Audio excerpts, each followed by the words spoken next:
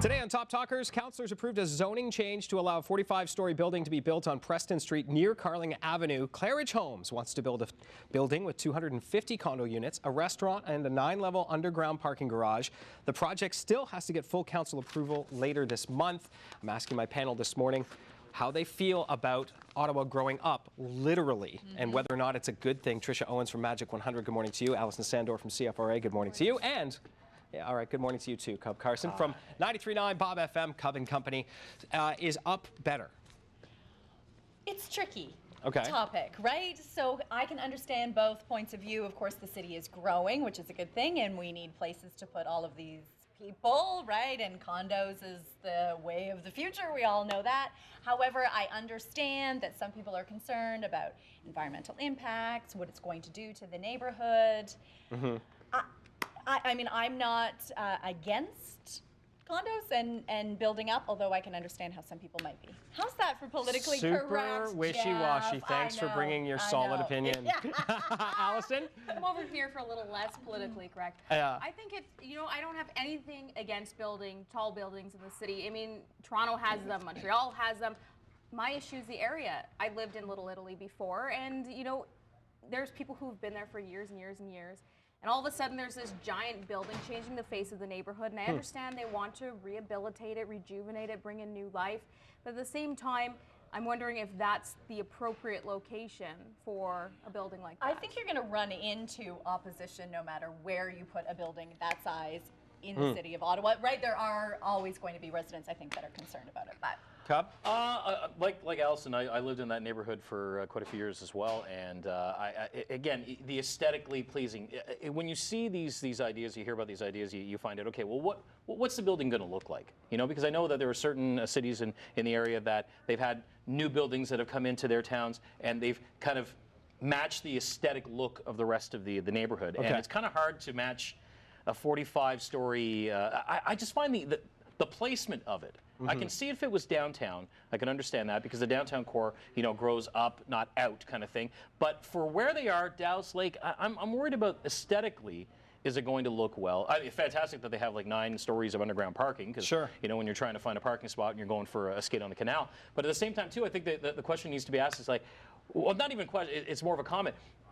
Good on City Council for actually even thinking about doing these things and moving forward on these projects, because for the longest time, as we've known living in Ottawa all these years, it takes forever just to get shovels in the ground. Yeah. So I mean, this is great, and who knows, the final building might only be 35 stories. It might not be 45 stories. It's just the look of the neighborhood, and I don't know if it's here's what I want to ask the three of you, because in media we move around a lot. We live in different cities. Is there an identity to Ottawa's low skyline?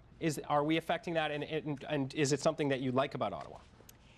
Yeah, I mean, this definitely changes the landscape for sure.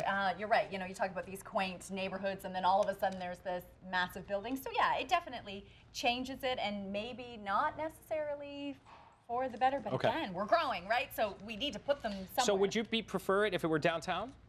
Yes, I think that I'd get the downtown core higher up and concentrate there. And leave the charm of these different because we're right by Dow's Lake with that building, right? But I'm wondering at the same time, I thought there used to be a bylaw where nothing was allowed to be taller than the Peace Tower. And I like that idea. Yeah, but I'm wondering if because it's in Dow's Lake, it's lower topographically, so it still technically isn't higher than the Peace Tower. And I think that law or that bylaw has been actually lifted, if I'm not mistaken.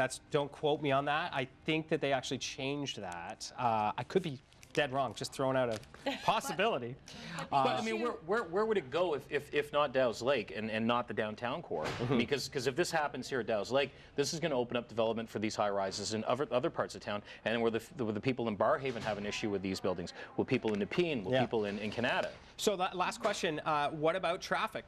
Because you're packing 250 condo units, and then the associated people with it along Carling, already some issues there. Preston Street gets jammed as well. Is that a concern? And I just think there's a lot of challenges in the city of Ottawa anyway, right? As we're kind of like built around the canal and all these one-way streets, and I don't envy City Council for having to figure that out. It is a tough job. I think more worrisome than the traffic is the idea of how they're going to excavate without damaging Dow's Lake. They're worried, you know, that they're going to have to dump millions of liters of water into the sewage system because they're digging so deep. I think that impact is something that they really need to stop and think about. Last thought, Cub.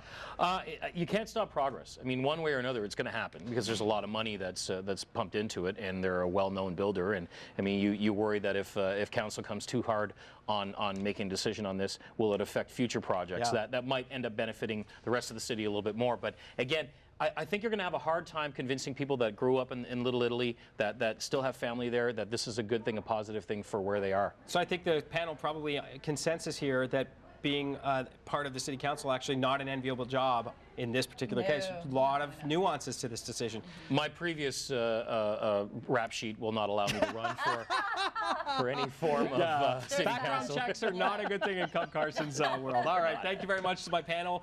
Well thought out opinions as usual.